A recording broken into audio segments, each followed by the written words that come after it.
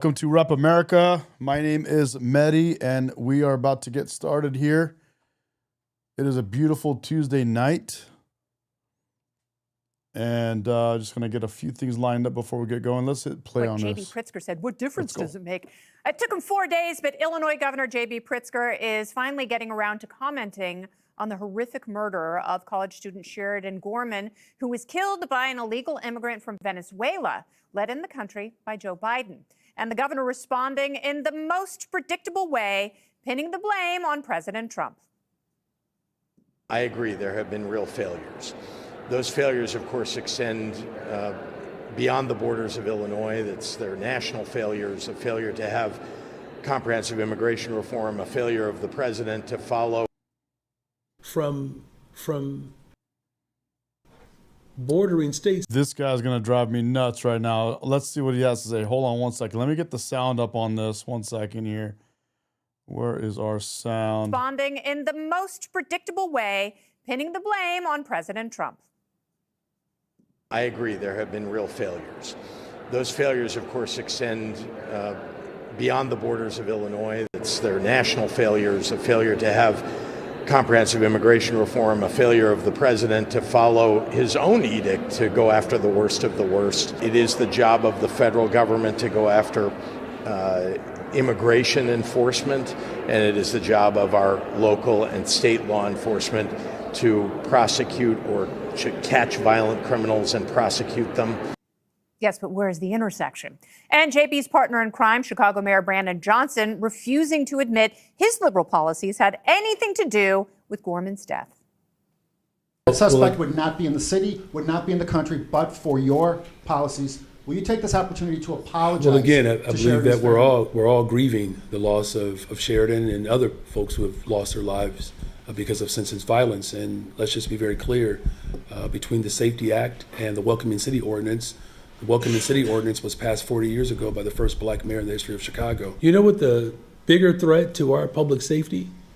It's illegal weapons that are being trafficked from bordering states that voted for Donald Trump.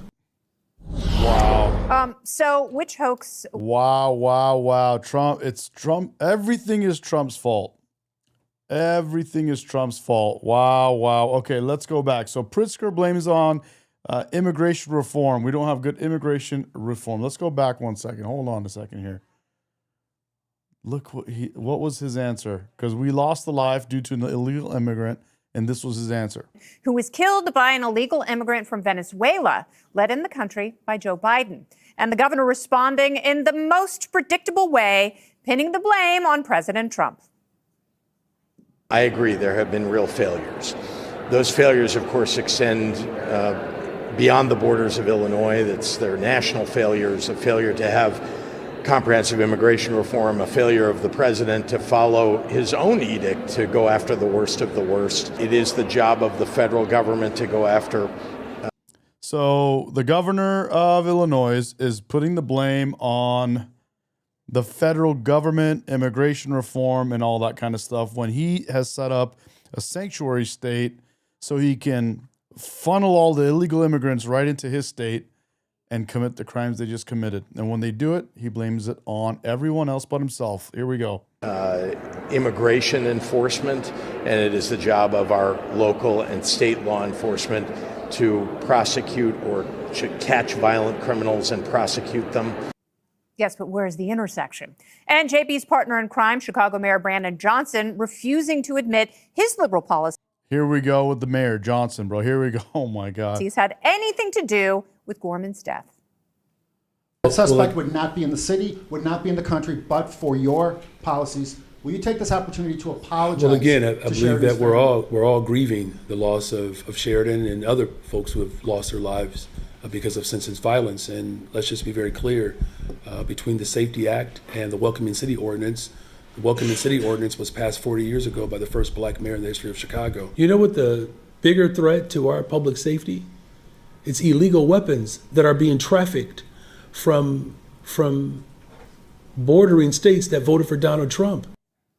Wow. So they have sanctuary city state, right? Illinois, Chicago, Illinois, illegal immigrant commits a crime, in this case, the worst crime ever.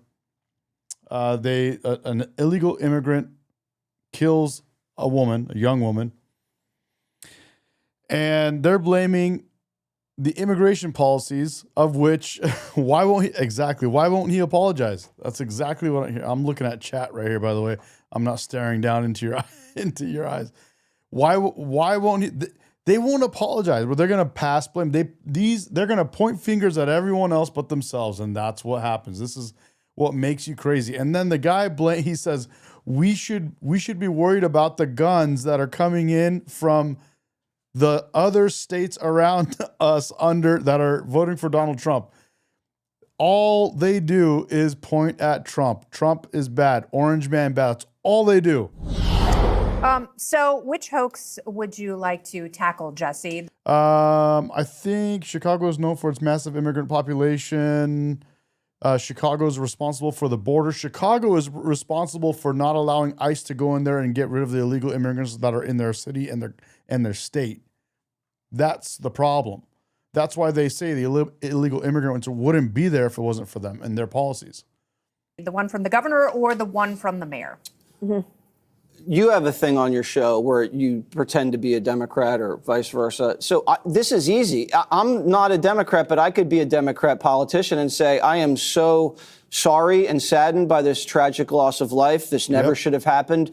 The border should have been more secure over the last couple of years, and that is something we need to continue to do as a party to make sure we can secure the border, but also give people a pathway to citizenship. You say all that. I say I've called the family. So there it is. Let me see if it's on the screen for you. You can see that. Yeah, that's the girl up top that tragically lost her life at the hands of the person right beneath her, the illegal immigrant that Chicago and Illinois wants to try, that has been trying so hard to funnel into their city and state. I've expressed my condolences. We want to make sure every life matters here in the city of Chicago. I didn't even think about that. I just came up with that as I was just trying to be intelligent on television. I mean, it's just like, they should be better at politicians than I should be playing a fake politician on television. I can't believe they blamed Republicans for an illegal alien who they let into the country, then they let out of jail in their city for shooting an innocent person.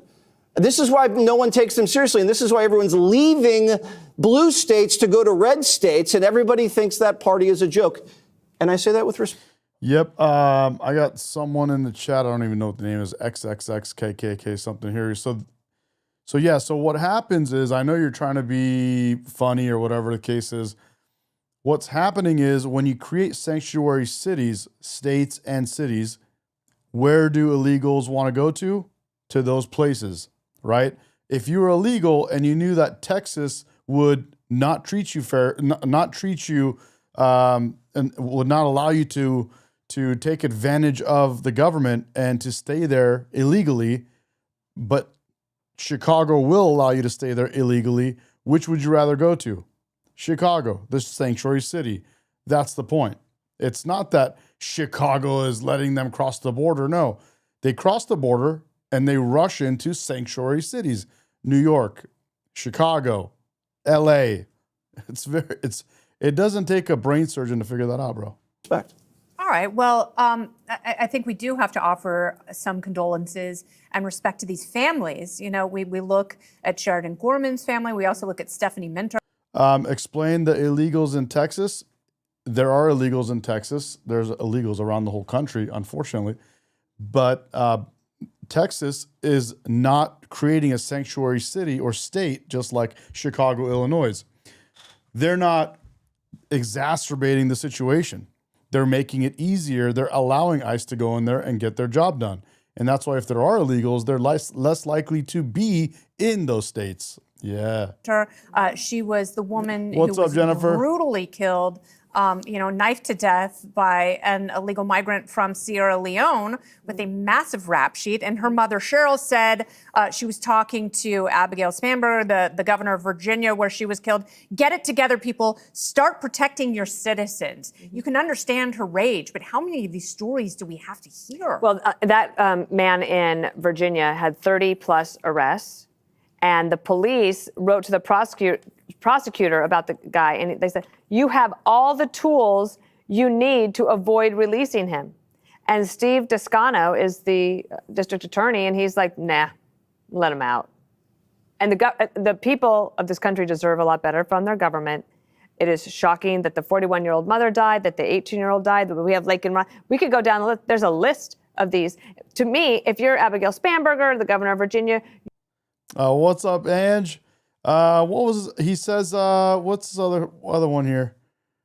So they're not a sanctuary city or state, yet they have more illegals. Yeah, bro, because they're on the border. Hello. You're the mayor or the governor of Illinois, mayor of Chicago, Illinois governor. Your job is hard. Why not make it easier? And work with ICE to remove the criminals and avoid these situations. I would want that. I would say, what can I cross off my to-do list? If I could cross off those things and it's easy and it's legal and everybody in the aftermath, they agree that they shouldn't be there, but they do nothing to prevent it in the first place. Yes, and these are easy fixes. If you're a mayor, if you're a governor, these are easy fixes. Very simple things to cross off of your list. Boom. Less illegal immigrants, less crime, less all kinds of things, less violence. These are simple things. These are easy numbers to fix in your cities and states. They won't do it. Why? Because they're far left fringe Democrats. They've lost it. They actually don't know how to think of any policy. It's just orange man bad. That's all they know. They forgot how to, I don't even know if they knew how, but they forgot or didn't know how to do the right thing, enforce or create policies, come up with ideas. They don't know how to do it. there could be something. I mean, there could be a path of moderation, but they just have to virtue signal by talking about their sanctuary states and their sanctuary cities. But isn't there a way? I mean, J.B. Pritzker basically admitted that the federal government is in charge of immigration prosecution and the local government is responsible for charging and detaining. But isn't there a better way of working together that seems a little less heartless than these reactions? Yeah, I mean, I think Brandon Johnson's reaction was far worse than J.B. Pritzker's. I mean, he actually seemed like he was sad about what had happened, and Brandon Johnson was on the defensive. And there's, I think, a big opportunity at this particular moment. Like, both sides, certainly at the extremes, need to have a recalibration of their immigration policy. So obviously what's going on in blue cities was unacceptable. We had a whole election that was essentially about that. I mean, Donald Trump ran up the numbers in deep blue areas because people were saying that blue governance was not delivering. Then in the Wow, even your own Democrat friend right here is telling you to your face while she's wearing a baby blue little suit she's got on too, which is fantastic. Even she agrees. What's up, man? Here down low, have migraine all day. Majority illegals hide in blue cities. Houston might as well be a type of yes, absolutely. It's all same talk. This is what she said is beautiful. It's actually very true. This is why Donald Trump won, because people were saying, "Hey, we want to fix these problems," and then you had Biden come out and say, "Wait a minute, there is no problems. You guys don't know what's going on. Let me tell you, there's no problem in your city." And they're like, well, no, actually, we want this thing fixed. We'll vote for you if you fix it, Joe Biden. He said, nah, there's no problems. There's no border problem. There's no immigration problem. There's no economic problem. Your money's fine. You have enough money. And they're like, actually, no, just say that you'll do these things. Even if you won't do them, just act like you'll do it. We'll still vote for you. And they still wouldn't do it. And then Kamala Harris came right after him and goes, I won't change a thing. And they wonder why they lost. And now, a year into Donald Trump's presidency, and they're dealing with all these problems, and they're blaming it on Trump. And he went there to fix it. He went there to do what the people voted him to come and do, We voted for him to do this. The people in your own blue cities and states voted for Trump to come in and do these things because you didn't say you'll do it. So they voted for him, so he'll do it. That's why he won the popular vote. That's why he won so many cities, so many states. The Electoral College. That's why he won all the swing states. Because everyone said, dude, you got these guys on the left are not going to do it. Then if Trump says he's going to do it, we know Trump will do what he says. So we'll vote for him. They voted for him. Now he came. He's doing what he says he was going to do. And then you don't let him do it. They want to kick ICE out. They're like, nah, screw it. Even though you got the votes and even though people voted for you and even though you won the popular vote, even though you got all these swing states, nah, we still, you know what? We're going to go fight you to the very end and not give you what the people want you to do. Unbelievable. What's up, Nurse Terry? Even though everyone voted for you to do this, we're still going to not let you do it. Crazy, bro. These people are nuts. Nuts. They could have won this last election so easily. It was in the bag. It was done, bro. Kamala Harris was a female. She was mixed race. She wanted transgender. She wanted surgeries for men in prisons so they can go from the male prison to the women's prisons, female prisons. She was advocate. She gave you all. All she had to do was say, you know what? I'll do what you say. I'll fix these things. I'll fix the border. I'll fix economy. She came out and said, I'll do nothing. I won't change a thing. I won't do anything different. First year of the Trump administration, we had immigration enforcement, which was also not acceptable to the American public. I was reading Greg Bovino's big exit interview with the New York Times today, where he's talking about he had plans to deport 100 million people, et cetera. That obviously is on the other side of it. And now we have Tom Homan, who he thinks is an embarrassing capitulator and is someone that has worked for Democratic presidents as well. So maybe there'll be something we could get down. I really talking about Democratic presidents, and that's what you guys just said in the chat. What'd you say in the chat? It said Newsom running for office and he's close to winning like Biden was. Dude, that's the Newsom. Can you believe Newsom? Nick Shirley comes my state, he's in California, comes out here, is finding the fraud, finding where people are taking taxpayer money, defrauding the American taxpayers, California taxpayers. What does Newsom do? Newsom goes after him.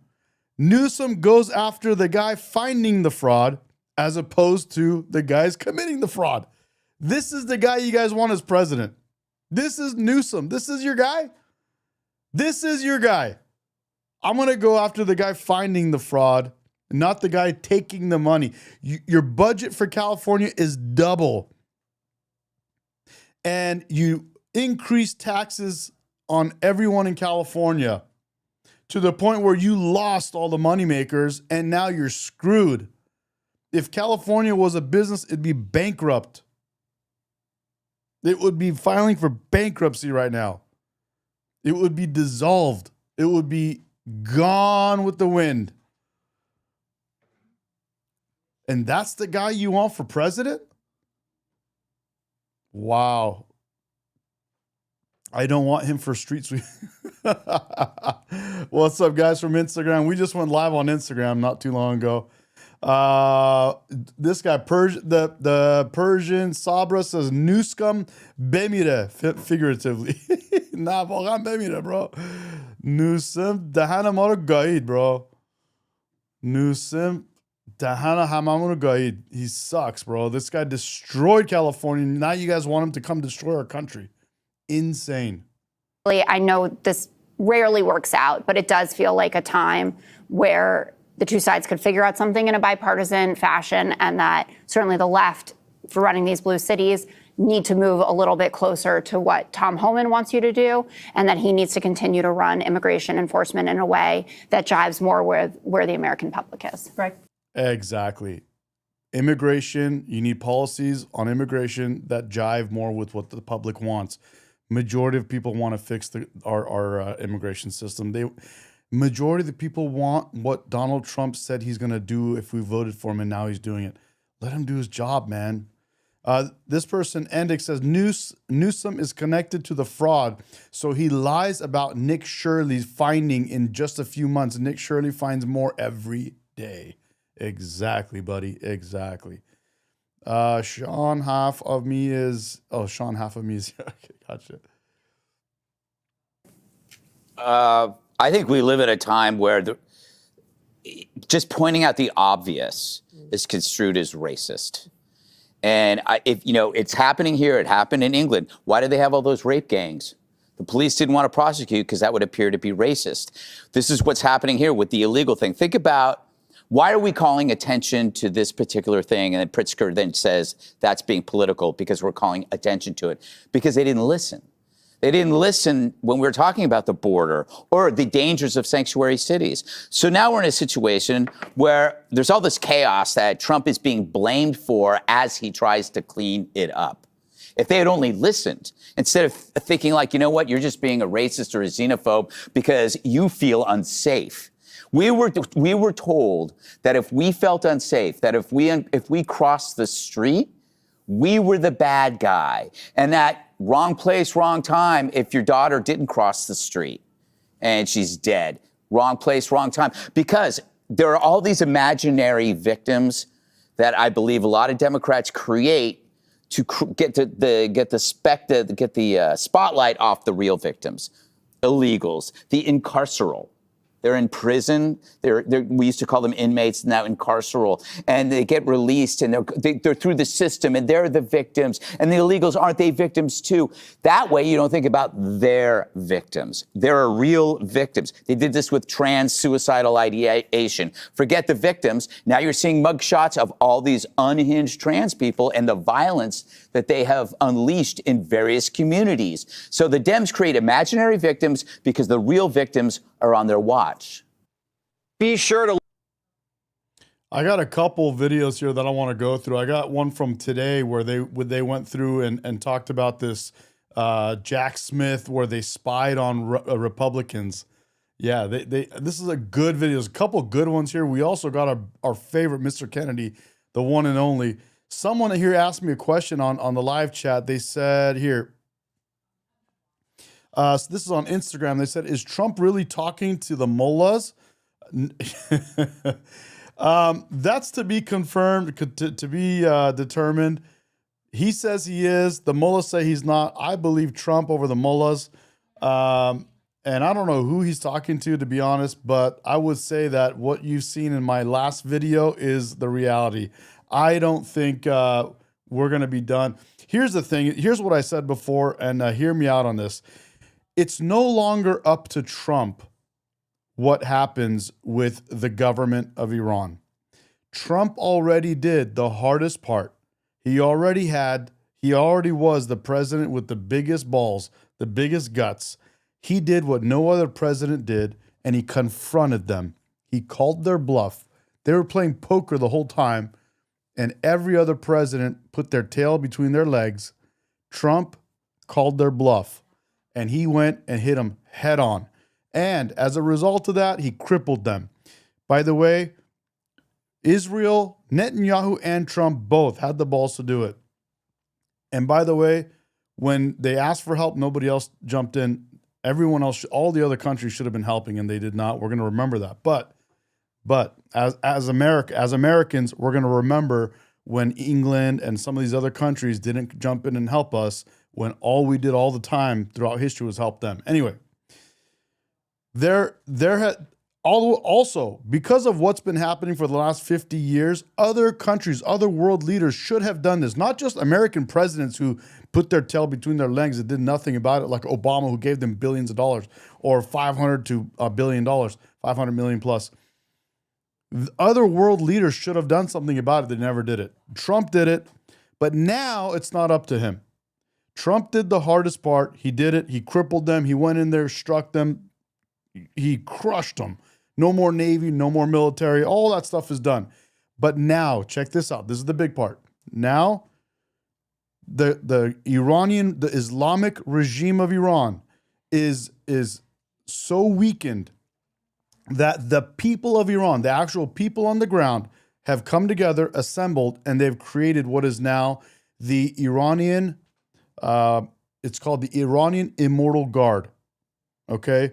And they call it Guard the Javidan, okay? So they are now, the people on the ground, Iranians themselves in the country, in Iran, have assembled. They are now the Iranian Immortal Guard, and they are now fighting back. I know they have help, from Mossad or, IDF, Israel, probably some help from CIA or from America. But even if Trump, he won't do this, but even let's just say hypothetically in some fantasy land that the lefties dream of because they want Trump to fail so bad.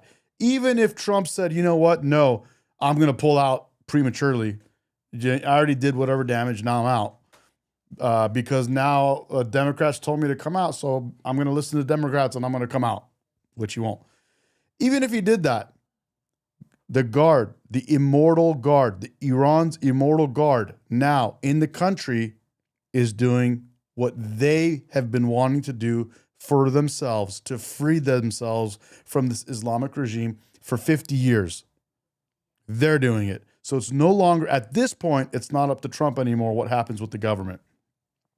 For everyone that keeps asking me, and it's a great question, and I'm glad you're asking it. This is a very, very, very good question. It's a very important question. Are the mullahs going to stay? Are the Islamic clerics going to stay? Are the ayatollahs, these, these supreme leaders, are they going to stay? No. Answer is no. They're gone. They're going to be gone. We already eliminated 90% of the whole hierarchy is done. Now Israel and America are still doing their thing. They have gone in actually and removed so many of the ground forces that they're even afraid to go out in the open. So the military of Iran, the Islamic regime, the Islamic Republic regime, government, those people, the military that are on the ground doing checkpoints and all that kind of stuff, terrorizing people, violating people, they are hiding now. They're not out in the open doing checkpoints. They're going under bridges and stuff like that. And as of right now, the Immortal Guard, Iran's Immortal Guard, is growing, and they're slowly taking everyone out. All of those evil members of the Islamic regime, they're all getting eliminated one by one. Let's get to a couple of these chats. One person, I fear dormant cell all over the world. No, I don't fear that. Nah, bro. Listen, once the leader is gone, which is already gone, once everything's gone, dude, they're first of all, they're not getting paid. Second of all, they realize what they were doing and who they're working for is a joke, and it's gone. It's over, dude. It's over. It's over.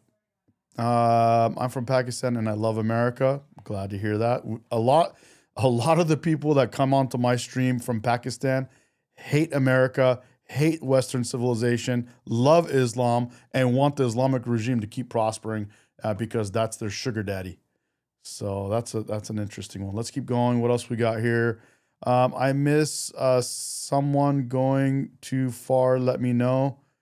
If I miss someone, okay, we'll do, man. Thank you.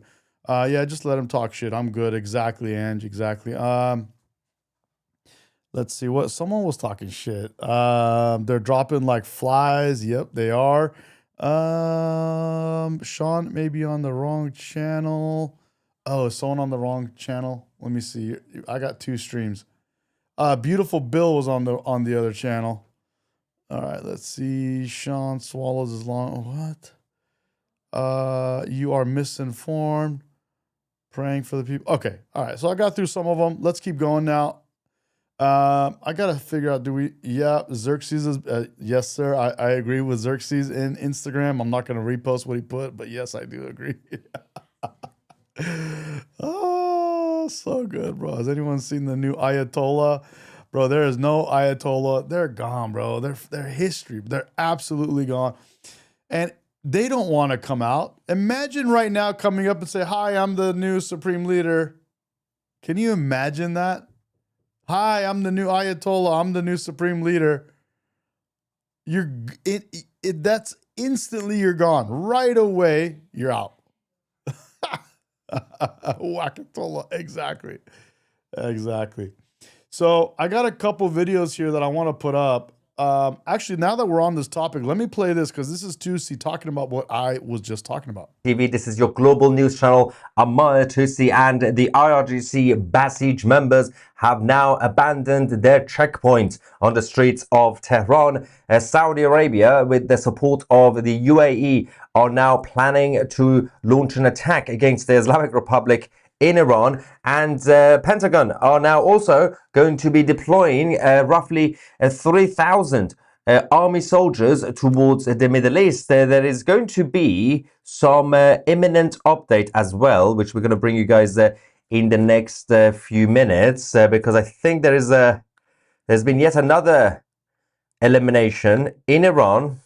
But we also, of course, we're going to show you guys the latest videos that we are receiving from the conflict in the Middle East. The Islamic Republic launched a major attack on Jordan earlier on. We also had attacks in Lebanon and basically every country. They've been trying to hit the US embassies and also some of the bases, but they ended up hitting residential areas because they're very good at aiming, the IRGC, right? We also have a big announcement. What is this? Koskoli dige? Ki koskole? Before we begin with the latest videos, thanks to our 2C store team, we have now launched a new collection. Well, actually, the collection is already there. Addition to our Iran collection. Yes, popular demand. Finally, make Iran great again. On the streets of Tehran, saying that the checkpoints are now empty, most of them. The Koset khole mage. فکر کردی کی هستم؟ بیا ببین چیکار میکنم, bro. Come on, let's go. Basij members have gone into hiding. Let's go to the first video. نگاه کنید دیسپوزیسی خالیه، هیچ سرکوبگری نیست. این قوای سرکوب از ترس پهپاد و موشک رفتن تو سوراخ موشاشون قایم شدن تا از هوا بهشون نزنن.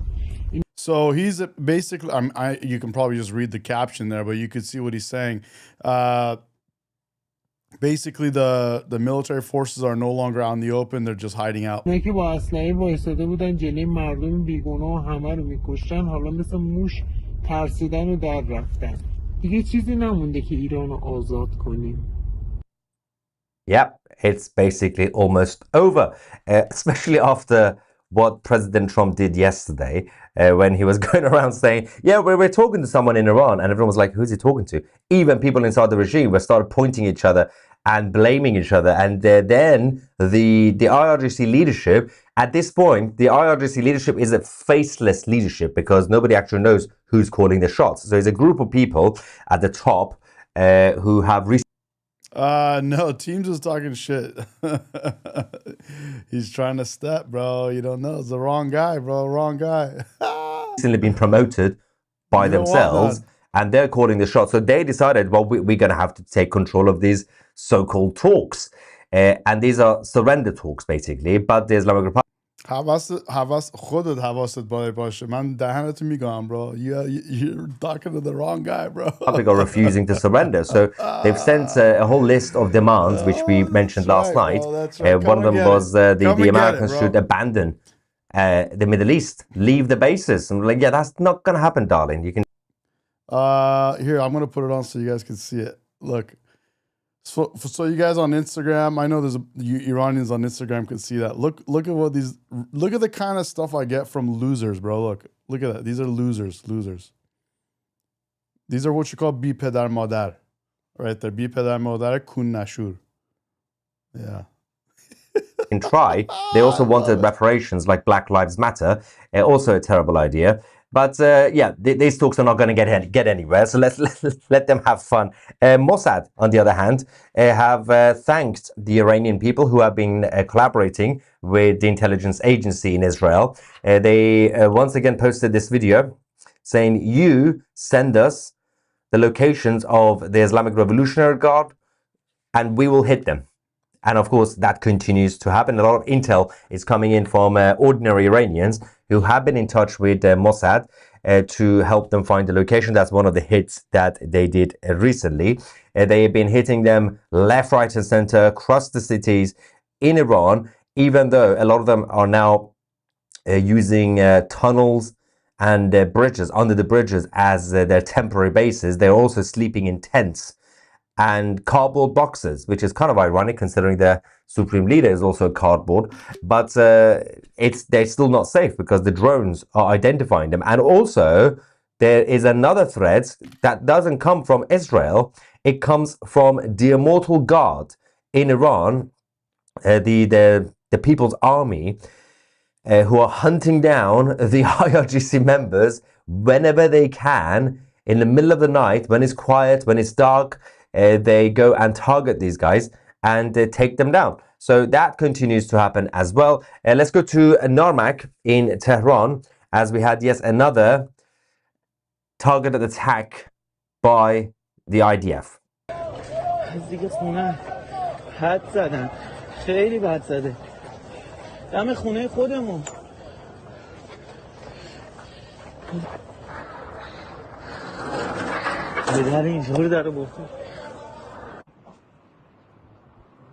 That little bit.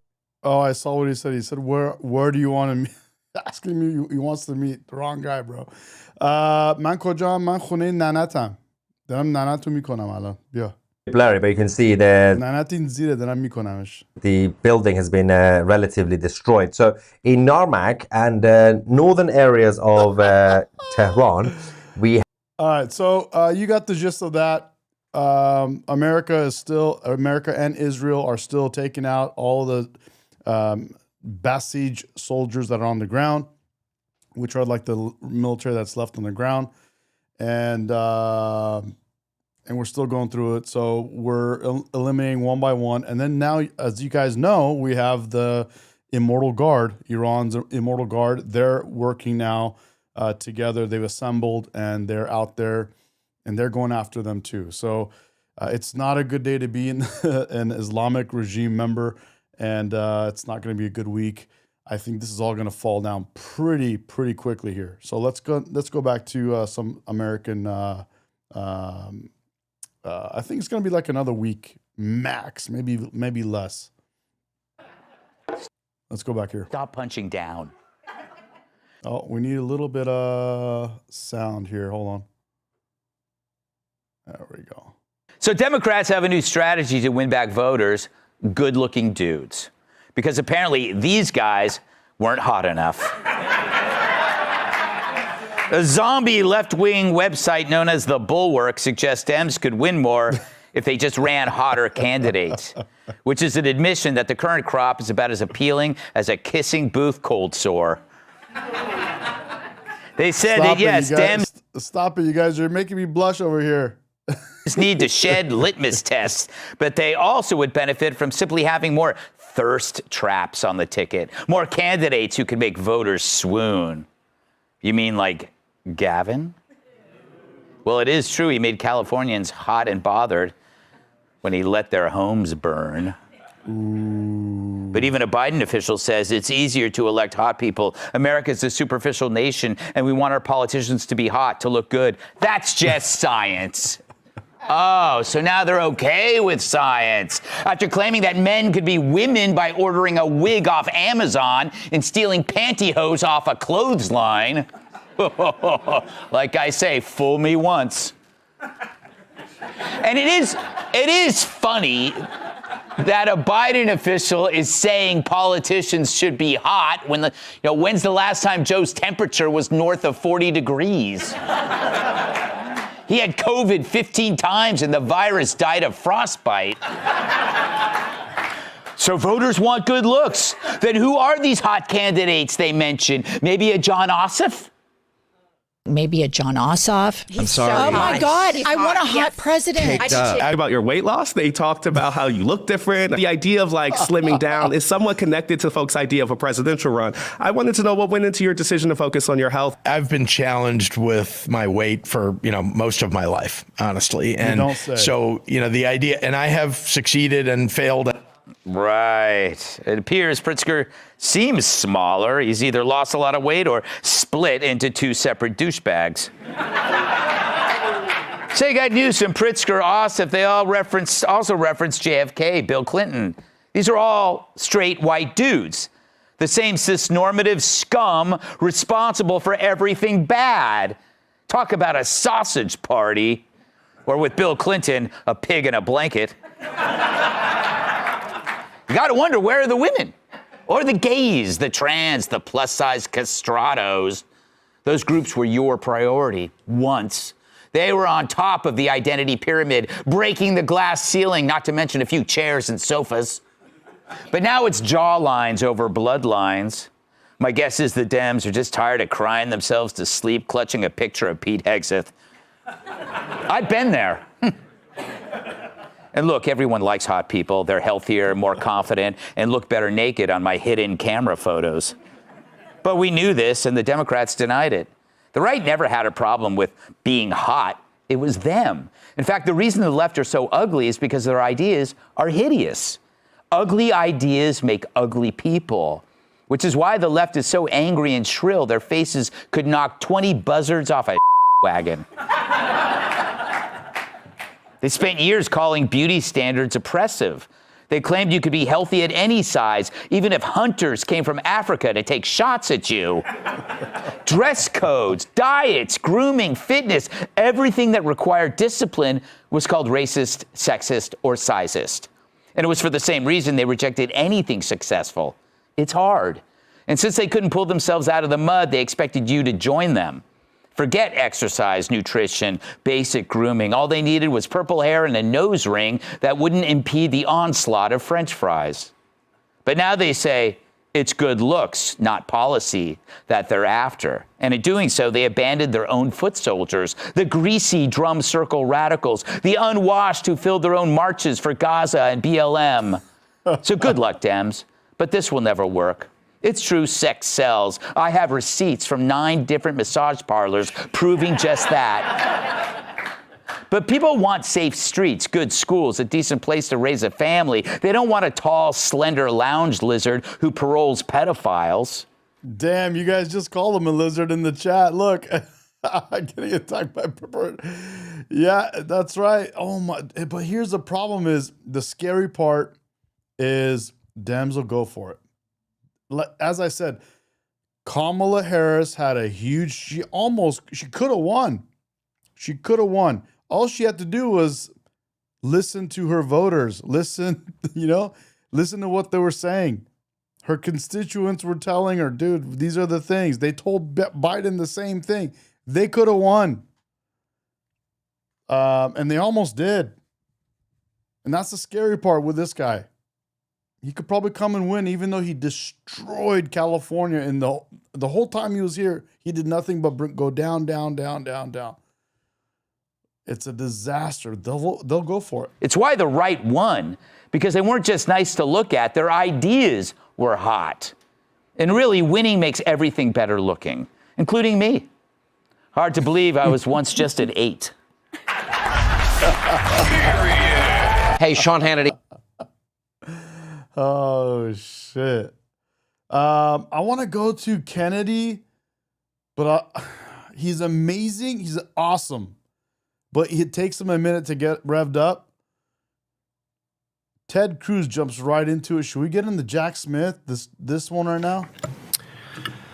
Thank you. Let's start with the foundation. So Ms. Cleveland. This just happened today, earlier today. And this was basically where they were spying on all the Republicans. They were tapping all their phone lines. Should we check this out? Let's do it. Jack Smith issued nearly 200 subpoenas. Is that correct? Yes. Those subpoenas targeted over 400 Republican individuals and organizations, correct? Correct. Many of whom had no connection to those who entered the Capitol on January 6th, correct? Absolutely. And in fact, some of those organizations didn't even exist on January 6th. Is that correct? It is. So we're not talking about a narrow investigation. We're talking about a sweeping operation targeting virtually the entirety of the other side politically. It was a fishing expedition. So let's turn to the Constitution. Subpoenaing the toll records of members of Congress, does that raise serious constitutional concerns? Absolutely. And in fact, we have the PIN who notified the special counsel's office of those concerns. And Jack Smith had apparently said that he was going to consult with the Solicitor General, according to the release of the information from Senator Grassley this morning. Yet when he was deposed by the House and was specifically asked if he spoke with the Solicitor General, he said, on this discrete issue, no. Among other issues, it raises significant issues with the speech and debate clause, correct? Absolutely. So much so that, as you noted, when Jack Smith subpoenaed AT&T to get my toll records, AT&T refused to comply with the subpoena because they concluded that it violated the speech and debate clause. Is that correct? Absolutely correct, and they backed down. Jack Smith did not try to enforce that subpoena, did he? He did not. He did not go to court and litigate the matter, did he? He did not. Does that suggest, as it does to me, that he knew damn well what he was doing was illegal and would not be upheld in court? It does suggest that. When the federal government subpoenas donor lists, internal communications, organization records, does that implicate the First Amendment and also freedom of association in particular? It does, and the Supreme Court made that clear in the NAACP case. Mr. Chamberlain, aside from the legal violations, what specific crimes, if any, were actually uncovered as a result of the Arctic frost investigation? I'm not aware of any crimes that were uncovered. Would the senators, donors, organizations, and individuals who were surveilled and subpoenaed have ever learned about the Arctic frost investigation had Trump not won in 2024? Probably not. You guys getting all this? I see you guys chatting, but you guys getting what just happened? They subpoenaed and they spied on, they tapped the phone lines of hundreds of Republicans. They found zero crimes, but of course we know they were spying, right? And the reality is, if Trump did not get elected, nobody would have known what they did. We're pulling it all out, guys. Mainly because of these non-disclosure orders, but also, I mean, the fact that a lot of these records we're now just learning about them because they were in these prohibited access files only available to the FBI director. So if the FBI director was a Democrat, there's no reason to think we'd know about them. Look at that. How would you compare the scope of the violations in Arctic frost to Watergate? Let me go back. Hold on. I think if of the violation, how would you compare? Yeah, learning about them, but learned about the Arctic individuals who were uncovered. Listen to this.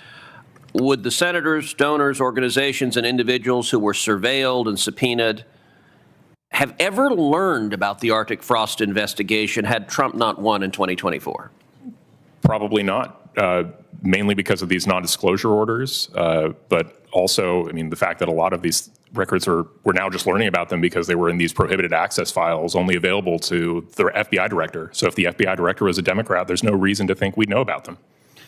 How would you compare the scope? Imagine, bro. Imagine all of these Republicans that are finding out that their phones were tapped. They would have never known their phones were being tapped, recorded, and all that stuff, all that documentation. If we had a Democratic FBI director, they would never know. Never know.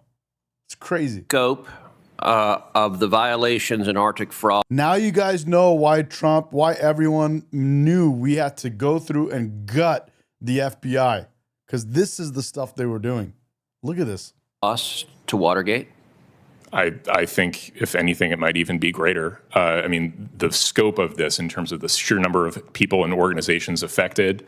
And as I discussed, I mean, this brazen violation of attorney-client privilege, wiretapping a phone call between Susie Wiles and her lawyer, these are egregious offenses. And you know, if Watergate was just about a single break-in, I mean, this is effectively, compound that by 200.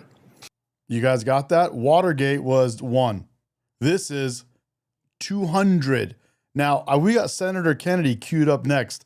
He's asking the same people questions, and that's where it gets more fun. So all right, Mr. O'Leary, I appreciate your service. Oh, these are names of here's some names of some Republicans. Ready for this? Let's go. Watch. Look at the sign he's holding. I'll read it to you. All right. Okay. Democrat DOJ spied on Republican senators, over, is it 20% of Republican senators targeted? Senator Cruz, Mike Lee, Josh Hawley, which we love, Lindsey Graham, which we love, John Kennedy, which we absolutely love. Imagine how pissed off John Kennedy is, bro. They spied on him, bro. They tapped their freaking phones, bro. This is crazy. Marsha Blackburn, Ron Johnson, Rick Scott, Bill Haggerty, Don Sullivan, Tommy Tuberville, Cynthia Loon, and the list goes on. Mr. O'Leary, I appreciate your service. One of the things you testified is you said, quote, the effectiveness and legitimacy of the FBI depend on its independence from political influence.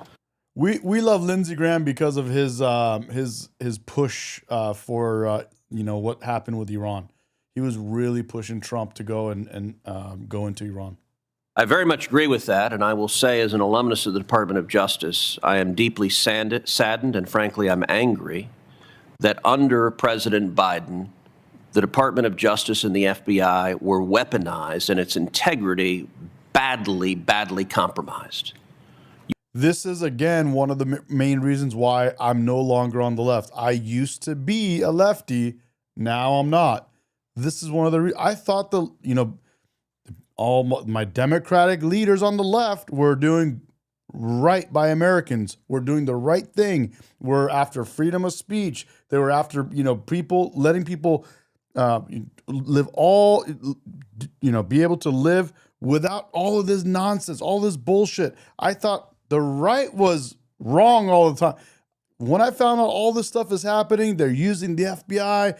Well, the big one for me was they were using the FBI to shut down freedom of speech on social media. I found out just by randomly running into this kind of thing on my own. These are the kind of things that made me flip. You are right. That's how the FBI is supposed to behave, and that's how the Department of Justice is supposed to behave.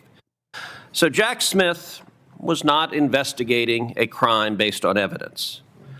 He issued subpoenas to get the toll records of the following senators: Mike Lee, seated to my right; Josh Hawley, Lindsey Graham, John Kennedy, seated to my right; Marsha Blackburn, Ron Johnson, Rick Scott, Bill Haggerty, Dan Sullivan, Tommy Tuberville, Cynthia Lummis, and myself. That's over 20% of the Republicans in the United States Senate. Crazy. Mr. O'Leary, is it consistent with the obligations of the Department of Justice and the FBI to issue subpoenas with no factual basis and no legal basis? Senator, it is not, and in my experience, FBI agents would never approach a matter without the proper justification and articulable facts to open their investigation. Okay, good. So you said they would never do that. Judge Boasberg signed an order. I'm holding the order right here. Boasberg, this judge, I don't know. Is there a way for us to get take Boasberg down somehow, hold him accountable for what he's done? In which he concludes, and I'm going to read, the court finds reasonable grounds to believe that such disclosure, in other words, notifying the senators on that list, will result in destruction of or tampering with evidence, intimidation of potential witnesses, and serious jeopardy of the investigation. Are you aware of any factual basis whatsoever that a dozen senators will destroy evidence? I am not, but I will tell you that non-disclosure orders are a routine part of investigations. Based on facts. Give me any hypothetical fact. By the way, do you know any facts that I will destroy evidence? Let's take it me personally. I cannot, Because Jack Smith went into court and said, I will destroy evidence if I know about the subpoena. And this clown signed the order one after the other after the other. Are you aware of any basis? Look, I'm a member of the bar. I take my obligations seriously. The FBI signed off on that. Mike Lee concluded he would destroy evidence. John Kennedy, well, Louisiana, maybe. I will say, I'll give a special dispensation for the great state of Louisiana. We're going to hear from John Kennedy right now, bro. I can't wait. But there is no basis. By the way, is it consistent with DOJ's obligation to also ask a judge to violate the law and not inform the judge of it? No, it would not be. Well, 2 U.S.C. Section 6628 explicitly bars nondisclosure orders applying to the Senate. And yet, in the lawless Department of Justice, I assume they didn't tell Judge Boasberg, hey, we're asking you to violate the law. Would you sign this? Do you assume that as well? You would have to ask the DOJ that, but you make a good point, Senator. Thank you, Mr. Chairman. Here we go. Mr. Chamberlain, I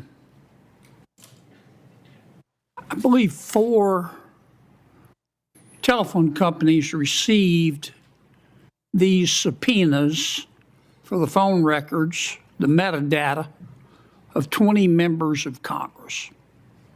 Is that your understanding? That sounds right to me, yes. Okay. I don't have time to talk about all of them. Let me just pick one. Verizon. Fuck, I love this guy, About bro. I love him. 90,000 employees, I wanna I hug him. think. I want to hug him. $140 billion worth of revenue. Does Verizon hire dummies to work in its legal department? I should think not. They've probably got a good reservoir of lawyers to pick from. Okay. I suppose you were one of the lawyers at Verizon. And you don't strike me as a dummy. Well, thank you. I appreciate that. And you got a subpoena from Jack Smith. What's up, Benji, bro? Love your content, man. Dude, we love Kennedy, man. He is the best.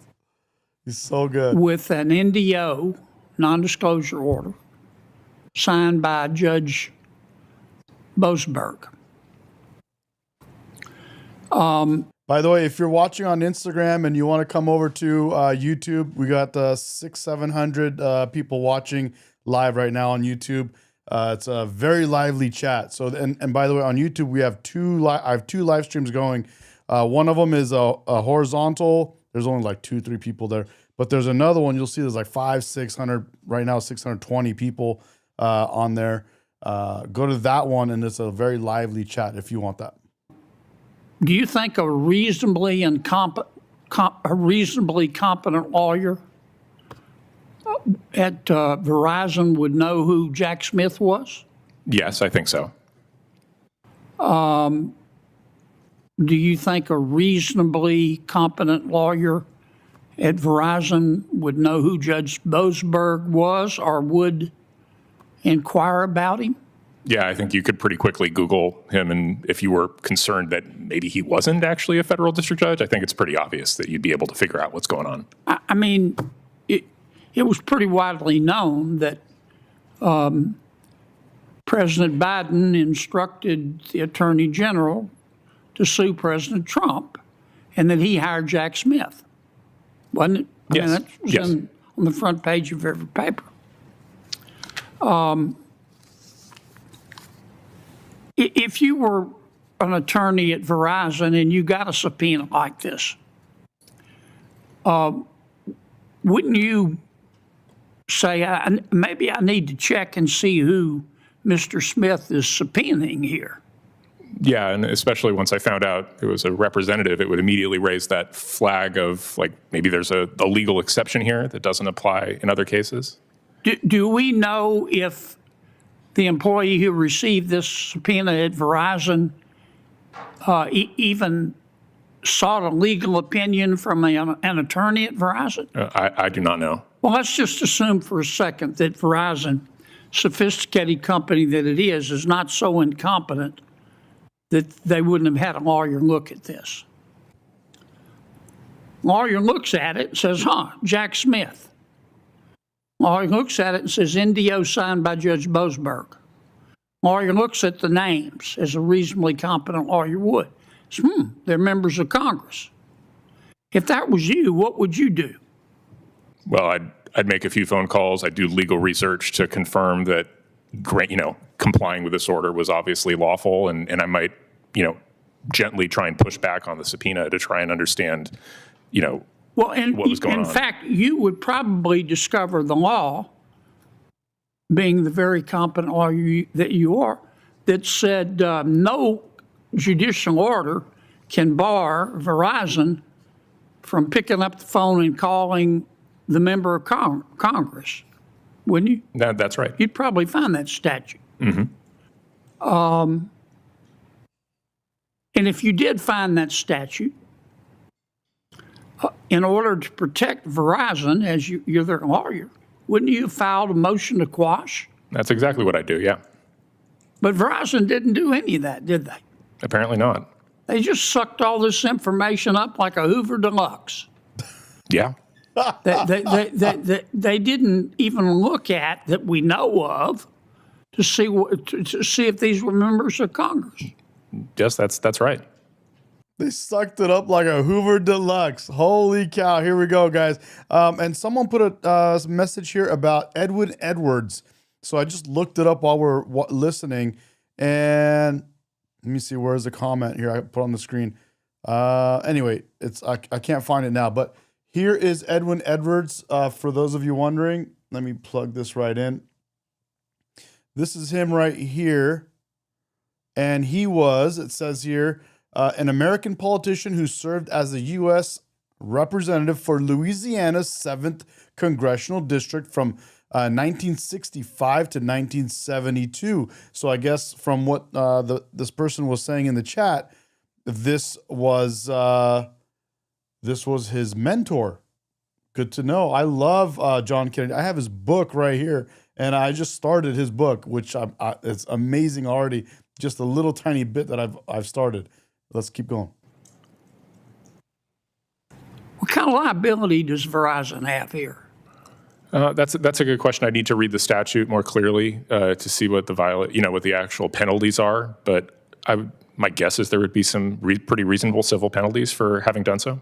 What kind of remedies, if any, are there for the fact that Judge Boasberg said that he had reasonable grounds to believe that these members of Congress would destroy evidence, and that he made that conclusion without holding a hearing? I mean, I think the only remedy to that is political and impeachment. I don't think there's a unique. You can't sue Judge Boasberg for damages for his judicial decision making. So, see, that's the part that I was asking. He says you can't sue Judge Boasberg for his judicial decisions. That's what sucks. That's what sucks. Josh, I'm down. Look what Josh said. Josh says I should have live book readings. I started doing this one time, and all of a sudden my viewership went down. I was like, oh, wow, you guys do not like. But I'm going to, at some point, I'll come and I'll do like separate live just book readings, and I'm down to do that. Because I have a couple really good books, especially Thomas Sowell, really good ones on. I have Thomas. It's called the book I'm reading right now. It's called the Thomas Sowell the Thomas Sowell Reader, I believe it's called, and it has all this. He wrote little articles throughout his whole career, and it has little articles throughout. It's a whole book that thick, full of little 2-page articles, and you get a whole. He gives you his whole perspective in 2 pages, and you could just read like 1 or 2 of those. If you just want a quick read. Very good. Anyway, let me hit play. Let's go. The only remedy is political. Would you consider it to be grossly incompetent if Judge Boasberg had not even inquired who these people were, and whether they were members of Congress? Oh, yes, extremely incompetent. Okay. That's all I've got, Mr. Chairman. Senator Hirono. Oh, no, I wanted more. I wanted more, Kennedy. Oh, I love Kennedy. Do we got to go to Kennedy on, let's see what he's doing here, 50 here. It's 42.3%. And, sir, I want you to listen to Senator Schumer. He says that President Trump is the one that is standing in the way of TSA paychecks. Watch. Let's make it very clear. Donald Trump is the one standing in the way of paychecks for TSA workers with the ridiculous attempt to pass the SAVE Act. No, he's not. It's the Democrats standing in the way. It's Democrats that did not fund that bill to fund Department of Homeland Security, DHS. They didn't fund TSA. They didn't fund FEMA. They didn't fund, what else? ICE. The whole reason is because they don't want to fund ICE, but that's what happened. Let's keep going. The SAVE Act, which would destroy a lot of what we know about democracy. I feel like the senator is trying to reverse uno the situation for the reason that the shutdown started in the first place, sir. Well, look, Senator Schumer, in this instance anyway, he's lying. He's lying like fish swim.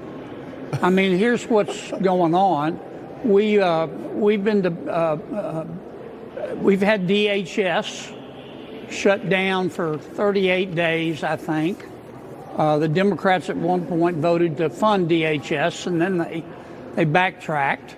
We've been debating the SAVE Act for, I don't know, 10 days, I guess. We're stuck. I'm a big believer that when you're stuck, you ought to try to plow around the stump, not through it. So Senator Cruz and I, a few days ago, came up with a two-step process to what up, Dave? To solve both problems. Step one, we would open up everything at DHS except ICE, including TSA, which the Democrats have already agreed to, and then we would fund ICE through reconciliation. So you get what this is, and I think Dave, we talked about this earlier today, actually. There we go. So what happened is this. Democrats decided not to approve the bill that would be funding DHS, which is ICE, FEMA, TSA, and so on and so forth, cybersecurity, all kinds of things, okay? So they decided not to go forward with that bill. What Senator Kennedy is saying is we should continue the way the Democrats will approve it so we can fund TSA and get all of these people that are working, get them their paychecks because they're right now working without paychecks. And then we'll do a reconciliation to fund ICE on its own. So it's like a workaround. It's something that can be done. It's a little more difficult, but it can be done. Now, here's the thing. Someone in the chat said, oh, but I thought ICE is already, the big, beautiful bill funded ICE. Yes, it funded ICE. Here's the crazy part. ICE is funded. ICE is getting paychecks, but for a certain amount of time. TSA, however, is not. And here's why the Democrats did the worst thing to their own voters, if TSA voted for them, but which I'm assuming they did. But here's the thing. Democrats decided not to pass a bill to fund it. They took money out of the pockets of all these other agencies, FEMA, TSA, and all these other things. ICE is still getting their money, though. They're going to keep getting their money. So, dude, they totally screwed up. It's crazy. And says we got to get Medi to 20K. Watch him grow from 30K. Yeah, you're absolutely right. I was at 3K, and then now we're at 20K. We're getting there. We're almost there, guys. We're doing it. It's pretty good stuff. It's been a hell of a ride. Thanks for being there since the beginning, guys. Love you guys. Which we could do only with Republican votes. We wouldn't need any Democratic votes. I don't speak for some. Somebody says, screw Pahlavi and all you traders. Let me put that on the screen here so people can talk to you if they want to. This is that person. He says, screw Pahlavi and all you traders. Really? So what is your solution? If you're saying screw Pahlavi, what is your big, beautiful solution that you have, which is the alternate to Pahlavi? Let's go. See what you got. Senator Cruz on this part of it, but I also have suggested that we use the reconciliation process with only Republican votes to pass the SAVE Act. Now, we pitched this to Senator Thune a couple of days ago. He pitched it to President Trump. President Trump, as you know from his tweets, said no. But I talked to Senator Thune last night, and he says the president. Trump is number one, the greatest president of our lifetime, and he is the Great White Hope. The Great White Hope. Right here. Check it out. Woo. He is literally the Great White Hope. The Great White Hope. Right here, baby. Look at that. Look at that. Oh, right there. The Great White Hope. Let's go. Hell yeah, bro. Best president ever, baby. That's what I'm talking about. Let's go. Let's go. President has reconsidered and may be on board. I don't know. All right. I don't know for certain. That's a bit of a stem winder. We'll try and nail it down because all the reporting suggested 18,600, baby. Thank you for following, guys. Love you guys. Thank you so much. last night that there was a breakthrough. A, was there a breakthrough? And B, if you're going to put reconciliation is simple majority vote. But the rules in the Senate still have to say, okay, you're allowed to vote on this piece of legislation under the rules of the Senate as they fit reconciliation. Can you do that for ICE? And can you do that for the Save America Act with a simple 51 votes? I think we can clearly do it for ICE. Doing it for the SAVE Act is a closer question. And look, the Senate has a lot of lawyers, Bill, and on both sides, and they're all good lawyers. I mean, they're all astonishingly self-assured. All of us think that we're Oliver Wendell Scalia, but what I would do is enlist some outside help that has a lot of experience with the Budget Control Act. I've seen things pass muster under the Budget Control Act that I didn't think had a hope. Imagine, bro. I got to run for governor next time. No, I missed it this time, but imagine.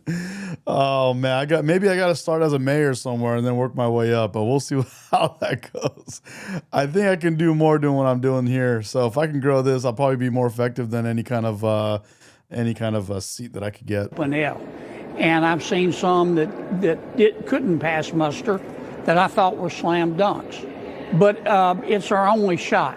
I mean, it's our only shot, and I think it's worth taking it. The American people are tired of us speechifying and yelling at each other. I'm tired of it. But you had a suggestion about how members of the Senate should not get paid during a government shutdown. There was an objection from a Democrat from Hawaii. I want to play this exchange and get your take. Watch. And the motion to reconsider be considered made and laid upon the table. Is there an objection? I object. The objection is heard. I want to give my colleague, Senator Schatz, more time. As he objected and left the chamber. Is he coming back? Okay, what happened here, guys, is actually very interesting. So Senator Kennedy presented something so that he could basically set something up to where the senators won't get pay for as long as the TSA are not getting paid, or for as long as they don't pass the bill to fund DHS. But guess what? Some random Democrat in the chamber objected to it, and then just got up and walked out of the chamber. And the guy's not even there. He just got up and said, objection, or he objected to it, and he just got up and left. And now he's like, dude, are you able to do that? Like, it doesn't even make sense. I assume he did not come back. Is he coming back? He objected and left the chamber. Is he coming back? I assume he did not come back. This seems like a common sense thing to me, that if members of Congress can't get paid, they might be more willing to try to figure out a way to prevent the situation we have now. Well, I don't know where he went. He left the chambers quickly. You couldn't find him with a search party. I assume it was by design. Look, my bill passed both Republicans and Democrats on the Rules Committee. It was unanimous. It would just say senators. Unanimous. So think about that. It passed the Rules Committee unanimous. Every single Democrat and Republican passed it. They agreed to it. They voted on it.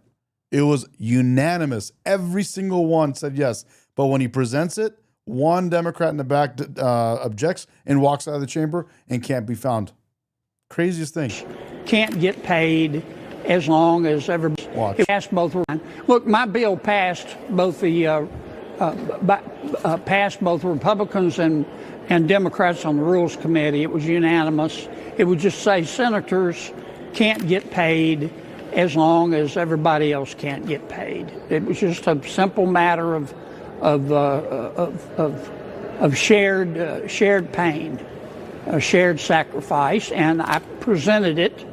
And one senator, without achieving recognition from the floor, said, "I object," and quickly left the chamber. Now, that's his right, but I've never seen that happen in 10 years, and so I challenged the ruling of the chair. And if I'd had a little more time, I might have won, but another Democratic senator quickly moved to put us on a quorum. But like the Terminator, I will be back. All right. This is a matter of you asked, is the senator ill? I don't know who that member was. I don't know who it was that objected and opposed it and disappeared. I wish I knew. I don't know who it was. I assume he was not. He was ill at having to object. I got it. Senator, thank you. Senator. We'll wait on the breakthrough. Terminator. Appreciate it. Thanks. Damn. Good old Senator Kennedy, man. We love him. Love him. Fox News Alert, as we are saying, means John Kennedy, who's with us now as we've worked out our technical difficulties. So, Senator, Democrats say we'll fund it. We'll fund DHS. That means FEMA. We'll fund airport security, but we're not going to fund ICE. And to that, you say, okay? Well, I thought what Senator Cruz and I proposed would work. It's not going to work. Let me explain why. What we have right now, Will, is very frustrating. It's just basically murk, mess, and mayhem. I've been up here 10 years, and this is one of the worst I've seen. It's kind of like if the Hindenburg crashed into the Titanic. All we're doing is speechifying, get nothing done. American people are tired of listening to it. I'm tired of listening to it. I think it's starting to lower my IQ. So Senator Cruz and I came up with a plan. We said, look, it's a two-step process. The Democrats have offered to open up everything but ICE. Ted and I said, okay, let's accept their offer. And then at the same time, we would offer a bill through reconciliation where we don't need any Democratic votes to do whatever we wanted to do with ICE. And that way we're out of the shutdown and DHS is back open. We submitted that, Senator Thune submitted that to President Trump, as is his right. He said no deals with the Democrats. So we're back to square one, but I've got a plan B. Benji says most Democrats support. Hold on, let me read it here. Most Americans support the SAVE Act passing in the Senate. This is clearly a bipartisan issue, with over 70% of Democrats also supporting voter ID. Dems lost their moral compass. Absolutely. Totally agree with that. They completely lost their moral compass. And again, another thing is you're talking about the SAVE Act. They stand to lose because they're the ones that will be losing if voter ID goes through. If it goes through, all of the illegals and all that kind of stuff is going to be much harder for them, or the non-citizens. It's going to be tough for them to do, and it's going to be tough for Dems to rig the elections. So they're not going to go for that. On top of that, they will oppose anything Trump proposes. They will oppose anything Trump proposes. They will go against Trump on anything. Again, if Trump saves a baby from drowning in the ocean, Democrats will be upset because he's going to be starving the sharks. If let me see if I can pull this clip, bro, because Senator Kennedy said it himself. If Trump came out in favor of breathing to live, Democrats would hold their breath. We can shut down all negotiations with our Democratic colleagues and just do the entire thing through reconciliation. Exactly. Do ICE, do FEMA, do TSA, get them back open, do the Coast Guard, do Secret Service. We don't need a single Democratic vote. That's how we pass the one big, beautiful bill. Now, it will take longer. It will have to probably go through the House, and we have to go through the procedure in the Senate. It'll take 10 days or so, but it'll get us back open, and it'll satisfy the president's requirement that we. So that's the kicker. So that's what Kennedy proposed. He says, okay, fine, let's pass it how the Democrats will do it. They're going to fund everything but ICE, and then we do reconciliation and fund ICE. So that's the strategy, because Democrats won't do it. There's nothing you can do to get them to pass the bill with ICE getting funded, even though ICE is already funded.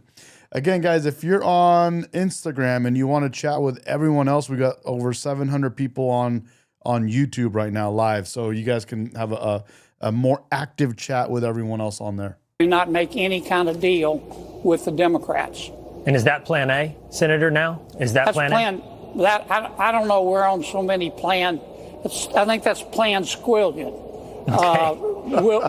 Will Senator look? Senator Thune is the majority leader, as all majority leaders. Has total control of the floor. He decides.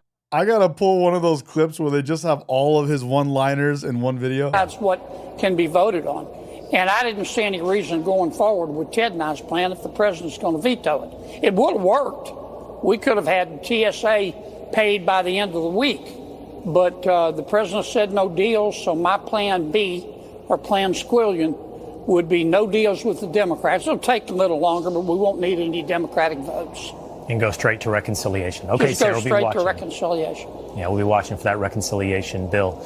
Sounds like the only way right now to keep 2-hour lines away from Atlanta, keep everyone safe in LaGuardia. Yeah, I mean, government is supposed to bring order, not disorder.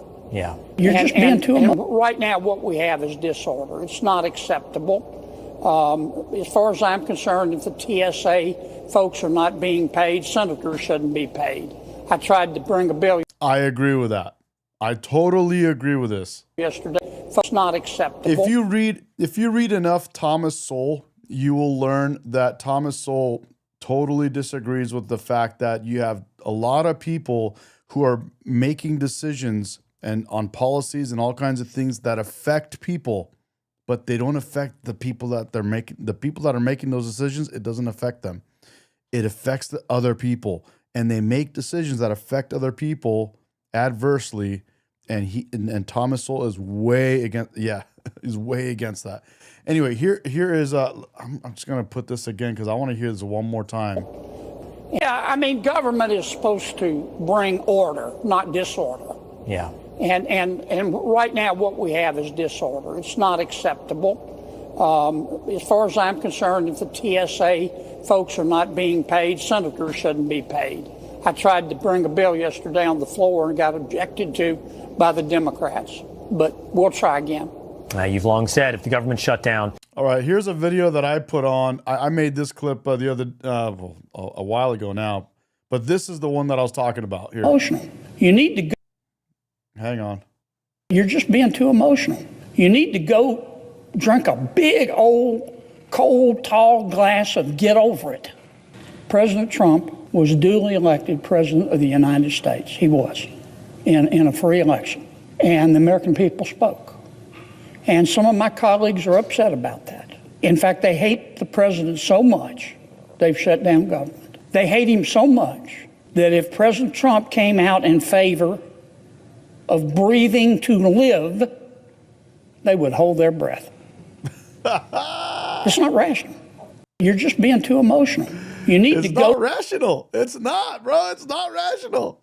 Coachetta on Instagram is saying squillion. Yeah, that's his. When he's talking about like a high number, he doesn't say like a bazillion. He says a squillion. That's Kennedy's way of doing that. And the people making the law shouldn't get our favorite. As it is now President Trump, or when it was Obama or Biden.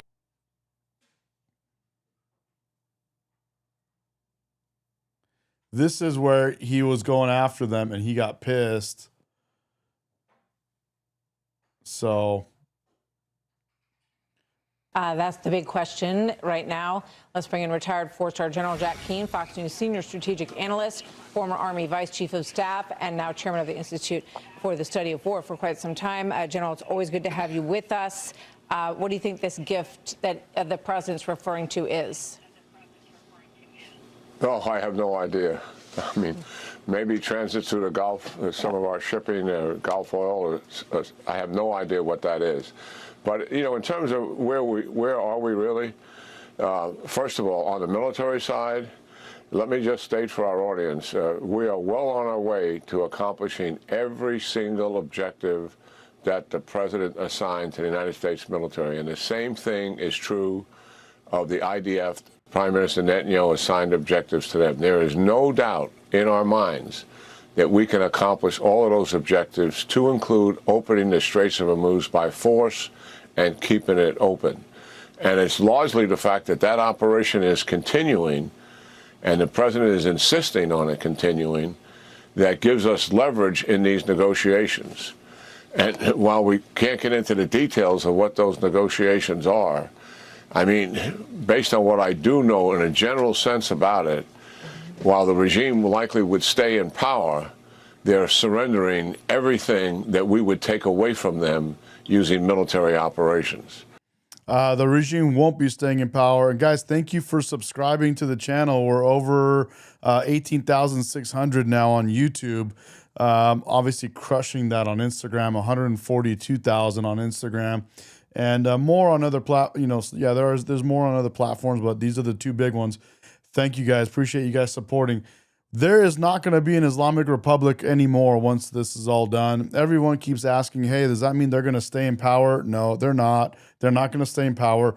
By the way, I said it earlier, at this point in time, at this point in our war against Iran, it's no longer up to President Trump what's going to happen, but he's not going to back out. President Trump has been talking about this since 1980. I put out a video just the other day talking about it. He's not going to back out until all these Islamic clerics are gone and the country's in the hands of the people themselves, not the Islamic ayatollahs, supreme leaders, and clerics and all that kind of stuff. Not at all. That's not going to happen. Netanyahu won't let that happen. Israel doesn't want to keep looking over their shoulders. America doesn't want to keep looking over our shoulders. Nobody wants to nobody in the whole planet wants to look over their shoulders anymore. We're all over it. It's all done. And more importantly, the people of themselves, Iranians themselves in Iran, don't want to look over their shoulders. They've been wanting to get rid of this regime for 50 years. Now's the time. The regime has been weakened so badly that I think she's making me a protein shake. The regime has been weakened so badly that the Iranian people themselves have been able to assemble and create Iran Immortal Guard, and that guard now is going in and attacking the Basij Islamic members on the ground, and they're taking them out as well. So they're going to get the job done. Iranians will not ever move forward with that Islamic regime in power. It's not going to happen. So it's totally. I'm going to put this up. You're right. Where is this one? Where is it? Yeah. So that's not going to happen. And we're totally going to get a brand new government. It's going to be in the hands of the people. Can't wait for that to happen. Guys, again, thank you for subscribing. You guys are running it up. Thank you so much. Appreciate the support. And that makes me skeptical, to be frank. One, whether they will actually agree to all of that. And two, they are pathological liars and cheaters. And we are so used to that through all of these years. After all, the president tried to work a deal with them, Martha, before hostilities began and couldn't deal with them, was fed up with them, and knew full well that they were ideologically bent and committed to guys, returning to the Great White Hope right here. That's right. The Great White Hope. Right there, baby. Right there. That's right. They have always been after the 12-day war, and the intelligence evidence of what they were doing demonstrated that clearly, and that is why hostilities began. If there really truly is a change of heart here, and they are clearly willing to Thank you, buddy. And who is this? This guy says, a small town, something here. Scratcher says, this dude is a clown. Give up everything that they value. Thank you, bro. Thank you. While I'm skeptical of it, certainly that would be a monumental deal and concession on their part. It remains to be seen. It's clear that the regime wants to survive, and that is the most basic element of what they are hoping to hang on to here. I just want to play this soundbite. This is from back in February. This is the Iranian president, Pezeshkian, who is still in power. Here's what he said back in February. Watch this. We are not seeking nuclear weapons. We have announced this over and over, that we are ready for any verification. So he has long said, we're not seeking nuclear weapons. I interviewed him several months ago. He said the same thing to me. And I said, well, why do you enrich to 60% then? And he said, because the IAEA allows us to enrich to that level. That's why we do it. So what is different now? Obviously, their military has been decimated. How do you see it? Well, what's different now, I think whoever it is that we're speaking to, by the way, we're not speaking directly to the Iranians yet. They came out and admitted they were making they're enriching to higher levels to make nuclear weapons. And I have the video. I'll find it and put it on right now. We're talking through mediators or third parties who are relaying messages back and forth. And what our negotiators, led by Steve Wickoff, are attempting to do is have a direct meeting face-to-face, possibly Pakistan or some other place, and that answer has not arrived yet. But listen to what you just put up there. I mean, this is the pathological line that's been going on forever. And then they boast to Steve. This is the video right here. Let me put the sound. Not that it'll help you because he's speaking in Farsi, but where'd it go? Where did it go? Here. Oh, wait. Where are you at? Where are you at?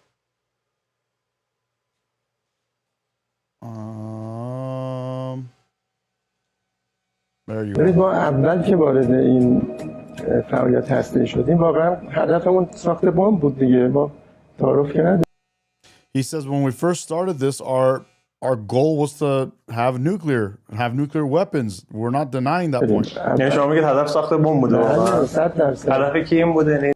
He says, so that's what you meant to do is have nuclear weapons, right? He says, yeah, 100%. کل نظام یا همه اونایی که این فعالیت رو شروع کردن واقعا هدف ساخت بمب بود. He says everyone that was involved, that from the very beginning, the goal was to build a nuclear bomb. حالا که شروع کرده بودیم و دیگه He says we had started and we wanted to go all the way. می‌خواستیم کار خب اینو شما He says if we could keep it a secret and test the bomb, اگه میتونستیم اینو حفظش کنیم و بمب آزمایش می‌کردیم کار تموم شده بود. it would be over just like ما که شروع Pakistan. کردیم Once we began, we had to finish it. حالا اینه که شما میگید میگم چون ما تا حالا رسمی He says what you're saying, we have never heard such things officially خیلی before. نشدیم کسی این صحبت ها رو کنه. اینا که Won't what are you saying affects the میگید تفاوتی negotiations? نداره مثلا مذاکرات. Is that protein shake? I love it. Nice little protein shake, guys. In my Starbucks cup right there. There you go. There's some stuff at the bottom. You got to mix it up. Ooh, it's a little thick. Look at that. It says, won't be saying you're affecting negotiations. Oh, he says, won't what you're saying affect the negotiations? And then now he says, no one pays attention to what I say.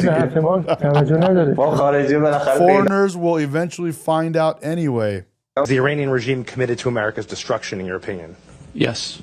Does the Iranian regime have American blood on their hands since its founding in 1979? Yes. Has Iran plotted assassination attempts against Americans on American soil? Yes. Was Iran developing a nuclear weapon prior to our military action last June? And did Iran remain committed to developing a nuclear weapon in the lead up to this conflict?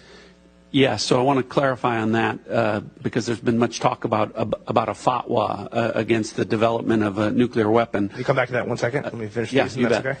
If left unchecked, do you think Iran would have the ability to develop missiles capable of reaching the United States? Yes. Did Israel force the U.S.'s hand and make us take action, as some have claimed? No. Director Gabbard. So here's the interesting part. They're talking about what could happen. What we just learned is that it did happen. Not the nuke. Well, we don't know about. Well, A lot of things unconfirmed. What has just been confirmed is they did have missiles that went further than what they told us. They told us they had missiles that only went 2,000 meters or miles, or wait, was it miles? And they go kilometers. They go 2,000 kilometers, and now we found out they go 4,000 kilometers.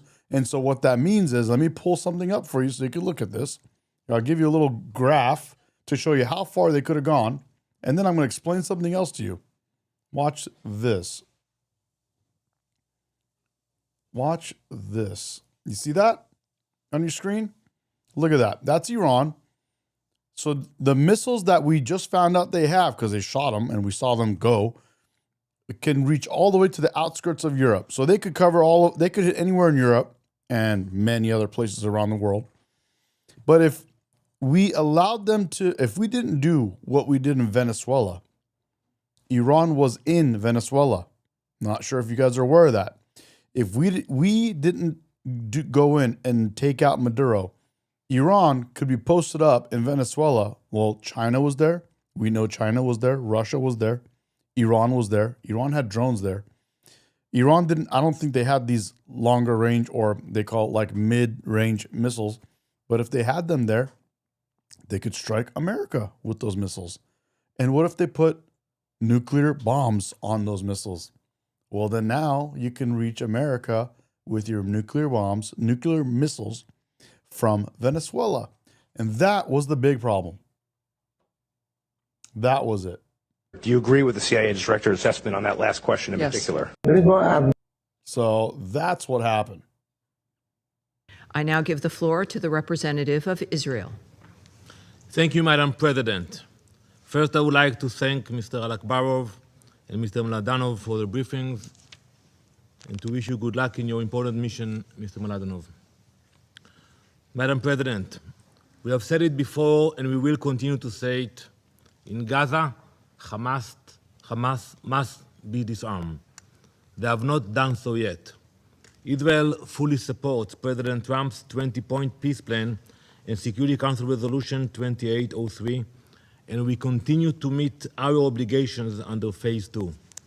But that process cannot move forward while Hamas remains armed. And let me be clear, the fact that we are acting forcefully against Iran and Hezbollah does not mean we are any less focused on Gaza. Yes, you're actually right. Benji, you're right. No sane corporate, I know you said cooperation, but I know what you meant corporation, would stay in Newsom's California. Taxes are too high, bro. Taxes are too high. They would run, and they already have ran. It is the opposite. In Gaza, we are confronting the same radical extremist ideology, one that hides behind civilians, uses them as human shields, and turns homes, schools, and hospitals into instruments of war. It is the same fight, same tactics. For too long, we have dealt with the symptoms. Now we are dealing with the real source, with Iran. So let's be clear. This conflict with Iran did not start 3 weeks ago. It was built over decades. The Iranian regime armed proxies like Hamas, funded terror, and prepared for this moment. And now we are dismantling it. Together with our American allies, Israel has carried out over 8,500 strikes targeting missile launchers, weapons production facilities, and command centers. We have destroyed key elements of the regime's command structure. We have eliminated the figures driving this aggression. We tried diplomacy for years. You know that. This council invested in negotiations, dialogue, agreements, monitoring frameworks, and the regime exploited it, delaying, deceiving, and advancing its capabilities deep within underground mountains.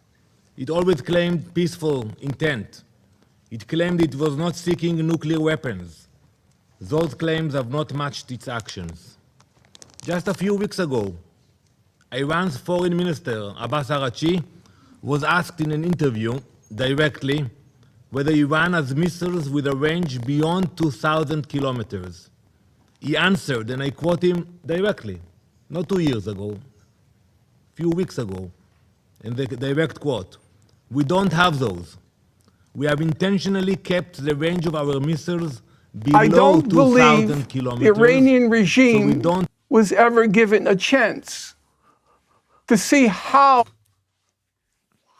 This video right here will drive you crazy if you just look at this. Look at what this guy, Norman Finkelstein, if you can stay awake while he's talking, because he just makes you want to fall asleep, listen to this and try not to lose your mind. Myself, and I've interviewed him several times, that Israel would be quite happy to carry on having an extended war against what they see as the great enemy. You know, we've had Netanyahu talking about a 40-year, sort of dream of this moment coming, and now able to carry it through. I've talked to him myself, and I've interviewed him several times. He's always been, Iran is the big problem. Iran is the one with all the tentacles. Iran's the one we have to take out. He's made no secret of this.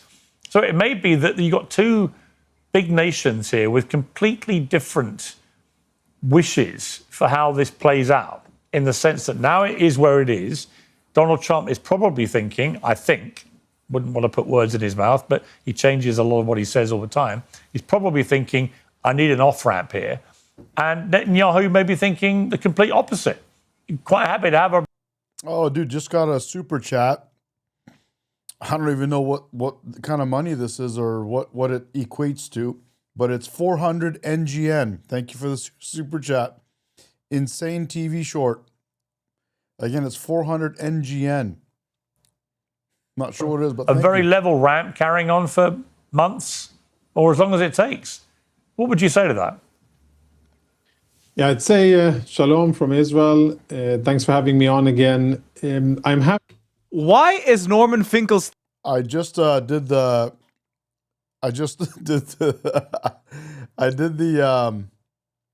whatever you call it. It's 29 cents. Thank you. Appreciate it. But thank you anyway. Why does he look dead inside? Look at him. Look at him. Happy, this is recorded. I'm happy that the video will be out in eternity. That's the fun part about making assessments, and I will really enjoy seeing all the doomsday experts and the instant military analysts and people who now claim to understand the Iranian regime, the Israel-Iran conflict, and understand the Middle East very well, and maritime warfare and many other things.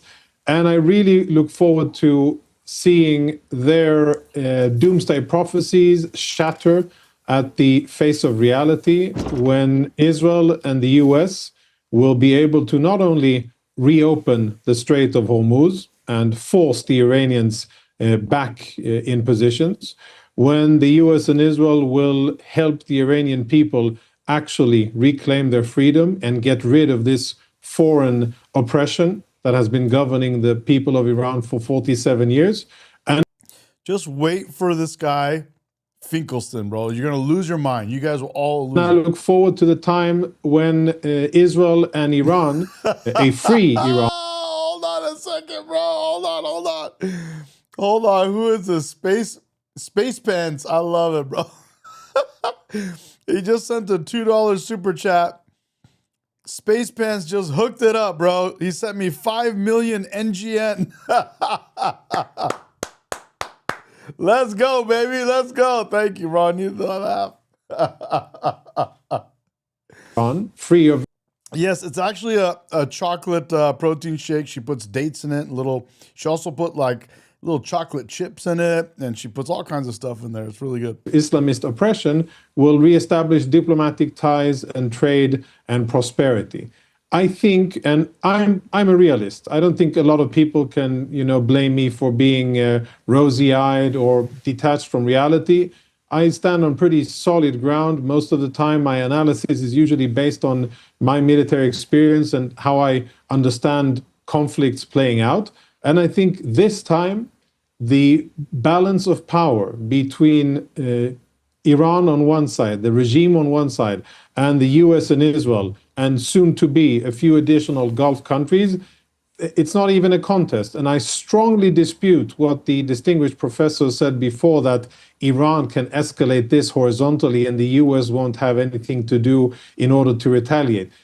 Frankly, respectfully, he doesn't have a clue. There are so many things that both Israel and the US can do that can totally cripple the regime and can really reduce Iran's infrastructure, economy, ability to trade, ability to move, transport, import, export, and many other things that Israel and the US can do if they want to. And I think rightfully so. For all I know, going to make.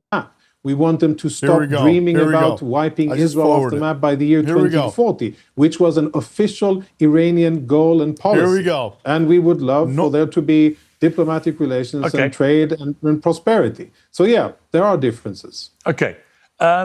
Norman Finkelstein, guys, here we go. Norman Finkelstein, welcome back to Uncensored. Great to have you again. What is your response there? Thank you for having me. What is your response to what Jonathan Conrick has just outlined? I'm not a military person by training or by disposition, so I'm not going to make any prognostications about whether Israel will win the short term and the medium term or the long term. And I believe that, in my opinion, is a separate question from what ought to be the right question to ask. If you were to go to a program in Germany during World War II. Guys, this guy. Yes, that's really his last name, Finkelstein. That's his name. What up, Andy? And there are various persons. Benji, listen to what this dude says, bro. You're going to lose your mind. On debating, should Germany have invaded Russia? Was it smart to wage a two-front war? Will Germany be able to prevail over Russia in the short or in the long term? For most people, sane people, that is, that's an insane question. Maybe Germany could have defeated Russia, for all I know. Or maybe it was an error, as it turned out to be. The question is, was it just? Was it right? Who is in the right and who is in the wrong? What do you mean who is in the right and who is in the wrong? It's pretty clear who's in the right and who is in the wrong. The same country that's been funding Hezbollah, Hamas, the Houthis, and all of these terrorist proxies around the Middle East, they're the ones to blame. You didn't want us to attack Iran? Beautiful. Then don't fund proxies to try and eradicate Israel.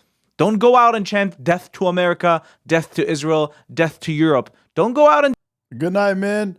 Exactly. So this is Sahar TV. He's the one that's in the corner here talking right here. You can't see him, but he's like right here. But listen to what Norman keeps saying. Do that. They chose to do it. Now they're the ones to blame. Bad people win wars. That doesn't mean the war is right. Good people lose wars. That doesn't mean the good people are in the wrong. So let's look at the situation here. For 2.5 years, Israel waged what's called the crime of crimes. Israel waged a genocide in Gaza. And then, before even the blink of an eye, Israel launched what was called at Nuremberg the supreme international crime, the crime of aggression. Keep in mind, guys, this guy is Jewish. And the propaganda from Islam is so strong, it got Jews to hate themselves. Imagine. So we have Israel and its chief enabler, the United States, guilty of the crime of crimes, the crime of genocide. And then, before even the blink of an eye, Israel and its chief enabler, the United States, waging the supreme international crime of aggression. In fact, on the latter point, the supreme international crime of aggression, there hasn't even been the attempt, the pretense, the pretext of a debate. There is no dispute whatsoever, none, that Israel and its chief enabler, the United States, are guilty of the supreme international crime of aggression in violation of Article 2 of the UN Charter, and for which it has no grounds whatsoever, zero grounds of self-defense under Article 51 of the UN Charter. That being the case... Wow, Norman Finkelstein is tiring. He speaks in such a slow pace, I'm dying. And Piers, I can tell he doesn't like it. He wants chaos, he wants aggression, he wants fighting. This is so boring. There can't be any dispute, none whatsoever, that Iran had the right and continued. They're like, bro, please hurry up. Can you please go a little faster? What is this guy talking about? This guy creates his own words, his own things, his own realities, and he says it as if it is the reality, as if it's the everyone agreed upon these truths of his. The crime of crimes, the supreme crime of something. What is he talking about? To have the right of self-defense against the supreme international crime of aggression. What? Against this, to have had the right whatsoever, that Iran had the right and continues to have the right of self-defense against the supreme international crime of aggression. Now, it is true that the whole international system, as has been commented on in the last few months, in particular by the Prime Minister of Canada, but by many others, the whole international system... Did he say Prime Minister of Canada? Who the hell listens to the Prime Minister of Canada, bro? System of law by many, in particular by the Prime Minister of Canada, but by many others. Who the hell listens to the Prime Minister of Canada? Who? I don't... Oh, my God. The whole international system of law has collapsed. The supreme international body for war and peace is the UN Security Council. And the UN Security Council failed in its responsibility to stop the war of aggression. That being the case, we have reverted from the state of law to the law of the jungle, or what's sometimes called the law, the state of nature. Now, under these circumstances, under these circumstances, where the state of law is gone, the Security Council failed in its responsibility in a case of blatant, brazen, flagrant aggression against a member state of the United Nations. If you're tired watching this, we're on the same boat. Trust me, I'm tired listening to Norman Finkelstein. He speaks so slowly. I'm dying. Then, if you look at the English philosopher John Locke, he says, Israel, the United States, they have turned into wild, savage beasts, guilty of the crime of crimes and the supreme international crime. They have become dangerous to mankind. And under those circumstances, says Locke, every man may restrain or, where it is necessary, destroy things noxious to them. And that's what these two states have become. They have become noxious. Look at Jonathan's face. He's like, what are you talking about? Piers looks like he's ready to go to bed, right? Just let him shut off the program, sit on the couch, legs on the whatever you call it, popcorn, remote. He's ready to go to sleep. To humanity. Destroying now Tehran. Destroying Beirut. Two Arab, in the case of Tehran, Muslim, a Muslim and an Arab capital being destroyed. Okay. Most Iranians don't consider themselves Muslims, by the way, just so you know. But let me just... It's not a war. But Norman Finkelstein, let me just jump in and ask you one question on that before I go back to Jonathan, which is, would you categorize the Iranian regime since 1979 as a noxious entity? Because to many people's eyes, whatever their view of the war, the general point of agreement is that this has been a pretty vile, repressive regime, which certainly lives up to the title of noxious. Would you be happy to say that it's been a noxious regime? I would say two things, and I'll say them in reverse order. Come on, bro, just say them.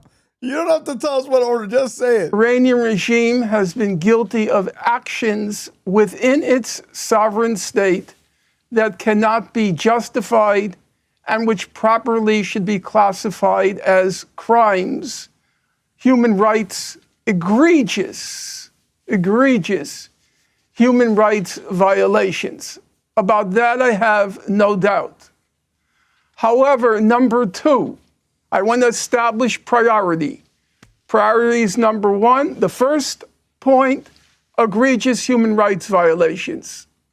Number two, I don't believe the Iranian regime was ever given a chance to see how. Given a chance? They were never given a chance, right? We should have just waited until they've obtained nuclear weapons and kaboom inside Israel, right? Kaboom inside America. We should have just given them a chance. It would unfold between the crippling sanctions. This guy, bro, he's losing his shit right now. But his response is funny. Let's go. That were imposed on. This guy's M. Pritchett says, what was the question again? Exactly, bro, exactly.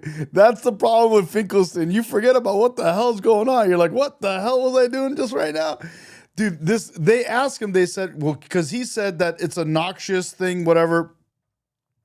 I don't even remember what he said now, the other guy. The question was, isn't Islamic Republic, isn't the Islamic Republic noxious as well? That's why Piers Morgan was pushing back. And now he's saying, well, they were never given a chance and all this kind of nonsense. The Iranian government, and then the huge amounts of money it had to subtract from civilian investment in order to counter, from its inception, the military threat posed by Israel and the United States. Okay, let me... meant that huge amounts of resources that might have gone to a better end were squandered because of the brutal sanctions and the threats of war. Okay, Jonathan, just respond quickly to that point. Listen. To the 2 points there which Norman Finkelstein said. Then I want to just talk to you about Joe Kent after that. So just respond to him on that. Yeah, when I came on the show, I didn't know I was coming in for a lengthy, long-winded, long-syllable word academic lecture, but I... Long syllable worded academic lecture. Exactly. I like how he said it. That's what Finkelstein does. I will be brief, and I will say that I think it's absolutely ridiculous. If we scale back to 1979, the Islamic Republic of Iran is the aggressor. Islamic Republic of Iran has been building ballistic missiles, has been arming terror organizations, has been calling and acting to try to destroy the state of Israel. Yep. They have said so. Numerous presidents, the current not so much, but former Supreme Leader Khamenei and the previous one, the first one, have said so explicitly that it is their wish, their desire, their plan, their divine commitment to destroy what they call the Zionist entity. And I think what Israel is guilty of isn't now taking action against the Iranian regime. It isn't launching a strike on the Iranian regime's ability to fire ballistic missiles at Israel or at 10 or 11 other countries in the Middle East. It is that it took us so long and that we didn't do it earlier. And we could have saved thousands of Israelis, thousands of civilians that were murdered by Palestinians, by Syrians, by Lebanese, by other Arabs who were funded and armed by this very evil empire of terrorism, which was the Iranian regime. And the only thing I regret is that, only now are we doing it. And I think we should have done it way sooner. Yeah. And as I said before, now I am optimistic that this will actually change and we'll find ourselves in a different trajectory. But from my perspective, I have zero doubt who the aggressor is. Iran is the aggressor. We never aggressed against Iran until we were fired upon, until our civilians were murdered by their proxies, until they fired ballistic missiles at us. It's a very clear situation, and trying to turn it on its head, I think it's quite ridiculous and really unfounded. Wow, this was tiring to watch. And I bro, that was nuts. Oh man, that was insane. All right, so we got some losers in the chat. As usual, their name starts with Abdul or Muhammad or whatever. What is this? Take the hat off. Take the shitty hat off, you traitor. What are you talking about, bro? You guys are a bunch of losers, bro. And your head show, I love it. Guys, thank you for subscribing. We're going to have more fun. This was, what is it? It's 11:15 in Southern California. I know it's late everywhere else you guys are at. I'm going to call it a night. We'll be back on tomorrow. Have a little fun again tomorrow. Probably in the morning and then again at night. I might do 2 streams tomorrow. But this was fun. Did you guys like this normal Finkelstein? I had to do this one because you just got to hear all of these crazy psychos all over the place. The crime of crimes, supreme crime of crime. What, bro? Please. He says Iran, we didn't give Iran a chance. They were going to be good tomorrow. Tomorrow they were going to be good. Tomorrow they were going to turn it around. We didn't give them a chance, guys. Wow. If only we had listened to Norman Finkelstein, then we would have given Iran a chance and they would have shown us how amazing they really are. Wow, how dumb. How we were so stupid. God, if only we just would have consulted with Norman Finkelstein. Anyways, guys, I love you guys. Thank you for being part of the live stream. My favorite part is the chat, and that's you guys. I had a good time. I hope you did too. We'll do a little more. And this guy says, this dude is AI. He's not even real. Exactly, bro. I'm AI, bro. I'm AI, bro. I'm AI. I love it when we get the Abduls and stuff in the chats and the guys from Pakistan and stuff. That's when you know things are getting thick. It's getting thick, bro. It's getting thick. All right, time to go to bed. And actually, I'm gonna read a little Thomas Sowell, and then I'm gonna go to bed. Love you guys. Thank you. Have a good night. See ya. Bye.